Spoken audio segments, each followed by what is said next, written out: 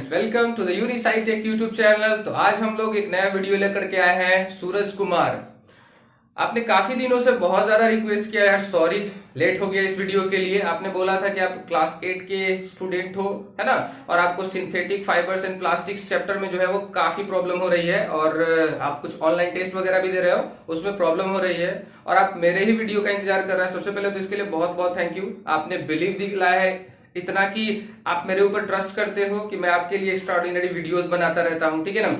आप लोगों को भी मैं बताना चाहूंगा कि अगर आप लोगों को कोई टॉपिक में प्रॉब्लम हो ना, कमेंट में मेरी अच्छाइयों के बारे में कुछ बताने की जरूरत नहीं है, वेरी नाइस है, कुछ कहने की जरूरत नहीं है। अगर नहीं कहना चाहते नो प्रॉब्लम, ठीक है ना।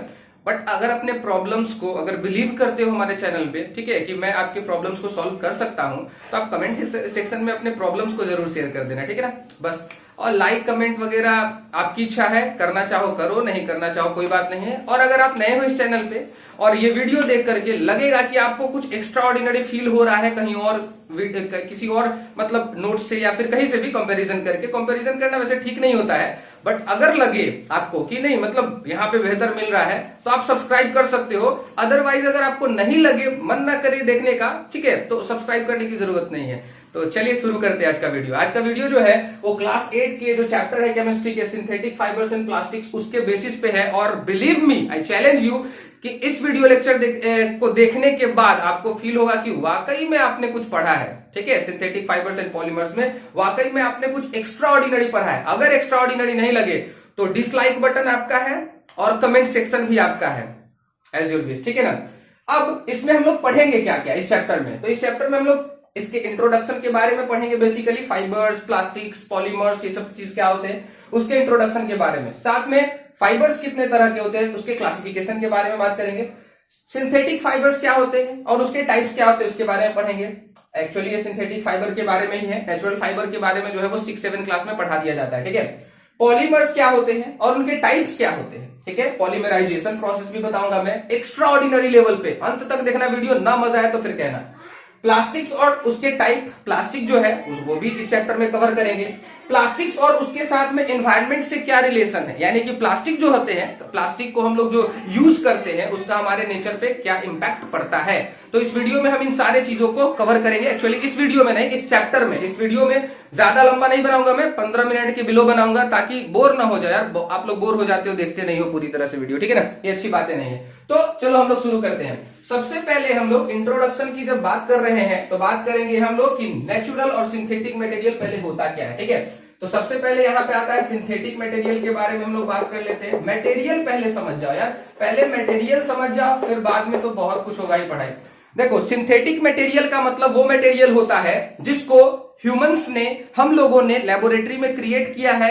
ये नेचर से नहीं आता है, पेड़ पौधे और एनिमल से नहीं आता है कि बस उससे एक्सट्रैक्ट कर लिया और यूज करना शुरू कर दिए। इसको हमने क्रिएट किया है अपने पर्पस, अपने एक मतलब इंटेंशन है हमारे इसके प्रति, यानी कि हम लोग ने अपने लाइफ स्टाइल को आसान बनाने के लिए ऐसा किया है। जैसे ये चौक होल्डर है, ध्यान से सुनना है, ये चौक होल्डर नेचर ने नहीं दिया है आपको, है ना, आपने खुद से बनाया है लेबोरेटरी में डिफरेंट केमिकल प्रोसेस को कर करके और तब बनाया है। तो इसका डिफिनेशन क्या होगा basically, synthetic materials are those materials which are synthesized, यानी कि जिसको बनाया जाता है, which are synthesized in the laboratory with the different chemical processes, ठीक है, अलग अलग प्रोसेस से बनाते हैं। Is that clear? तो ये सिंथेटिक मटेरियल का डिफिनेशन हो गया। अब नेचुरल मटेरियल क्या होते हैं सर, उसके बारे में भी बता दीजिए, क्योंकि नेचुरल और सिंथेटिक तो बेसिक चीज पढ़ना ही है। नेचुरल मटेरियल क्या होते हैं, देखो, नेचुरल मटेरियल वो मटेरियल होता है जो नेचर से तुम प्राप्त करते हो, ठीक है। अब नेचर से नेचुरल सोर्स क्या है भाई, तो एनिमल और plant is the natural source. देखो, एनिमल और प्लांट दोनों से ही नेचुरल मटेरियल्स आते हैं, ठीक है। तो जो नेचर में एग्जिस्ट करते हैं, जिसको तुम लैब में नहीं बनाते हो, डायरेक्टली नेचर से लेकर के यूज करते हो,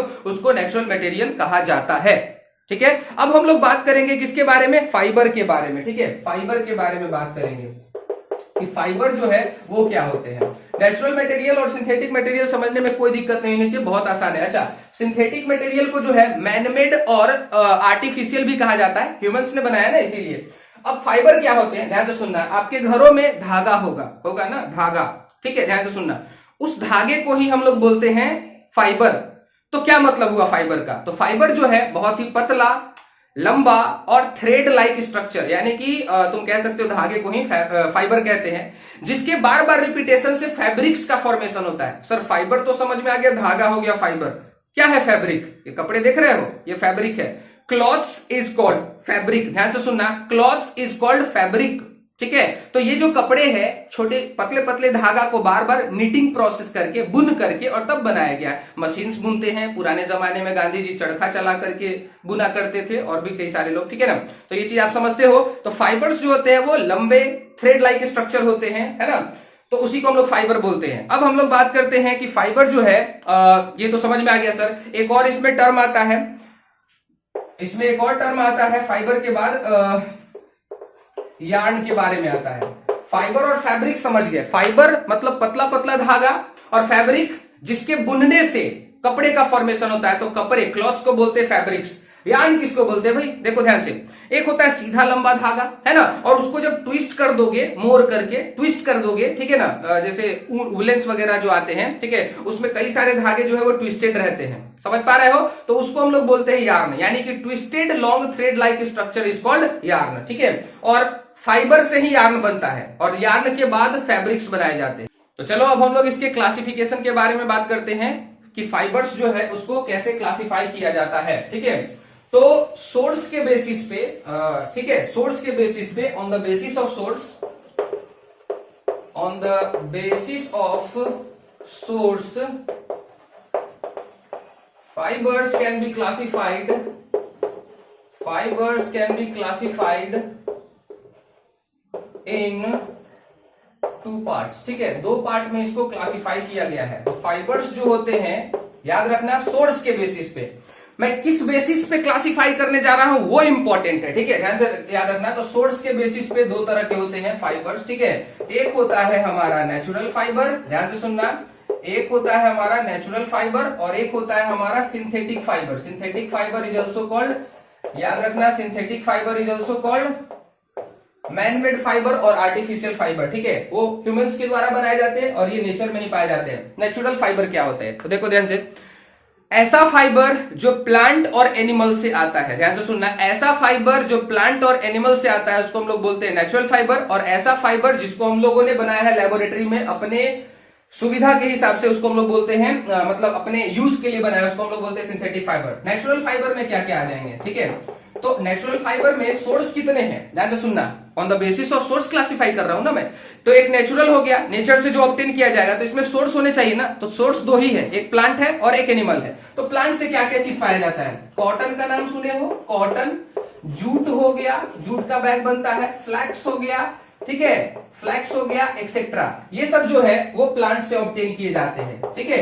एनिमल से कौन कौन आता है भैया? तो एनिमल से आता है सिल्क, पढ़े हो ना, सिल्क वॉर्म से आता है, तो सिल्क वॉर्म क्या है? एनिमल है, और साथ में जो है वुल आता है, ऊन जो है, ये सब चीज जो है वो एनिमल से आता है। तो ये भी नेचुरल है, एनिमल से आता है, और ये भी नेचुरल है, ये प्लांट से आते हैं। तो ये नेचुरल फाइबर्स हो गए। नेचुरल फाइबर्स मतलब बस उसको नेचर से ले लो, है ना, और उसका यूज करना शुरू कर दो, ठीक है। आगे बढ़ते हैं, सिंथेटिक फाइबर्स क्या होते हैं? तो सिंथेटिक फाइबर्स को इंसानों ने बनाया है ना, और इसके एग्जाम्पल्स क्या क्या हो सकते हैं? तो इसके कई सारे एग्जाम्पल्स हो सकते हैं, ठीक है।